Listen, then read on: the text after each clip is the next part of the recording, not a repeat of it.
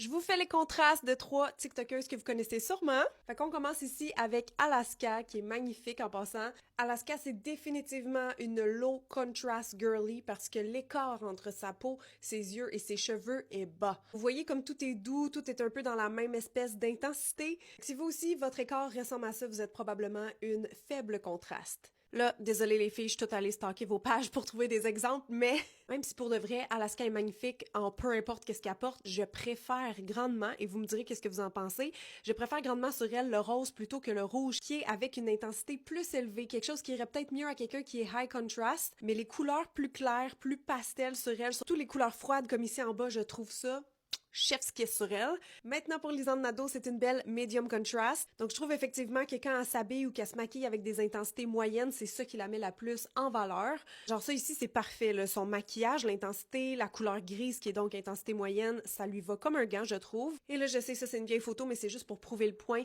Quand Lisanne était plus blonde, donc son contraste était plus faible, ça aurait été un moins bon choix, mettons, d'outfit parce que c'est très high contrast. C'est le genre d'outfit, par contre, que notre charmante Samantha pourrait porter sans problème parce qu'elle est vraiment une high contrast girly. Avec ses yeux clairs, mais ses cheveux foncés puis son teint, bon, son teint d'hiver, on va dire, qui est plus pâle, ça fait un contraste qui est assez élevé. Puis d'après moi, Samantha, elle savait un peu sans le savoir parce que ses lunettes, ses ongles, même ses vêtements, souvent elle s'habille en noir. Fait qu'on dirait qu'elle respectait naturellement son contraste. Puis encore une fois, c'est vraiment des détails, hein. Samantha est belle dans tout, là, surtout avec son beau teint d'été comme ça. Mais je trouve qu'avec des outfits comme en bas, qui sont plus high contrast, donc intensité élevée, le bourgogne ou le petit pois sur elle, c'est super beau. Le contraste du noir et du blanc ensemble sur elle, je trouve ça magnifique. Comme pour vrai, moi, je regarde cette photo-là, puis je la vois tellement avec un smoky genre prune qui ferait ressortir ses yeux au maximum, ou sinon une espèce de lèvre foncée puis le reste plus naturel, ça serait incroyable. Fait que voilà, c'était mon analyse des filles. Vous me direz dans les commentaires qui d'autres vous aimeriez que je fasse.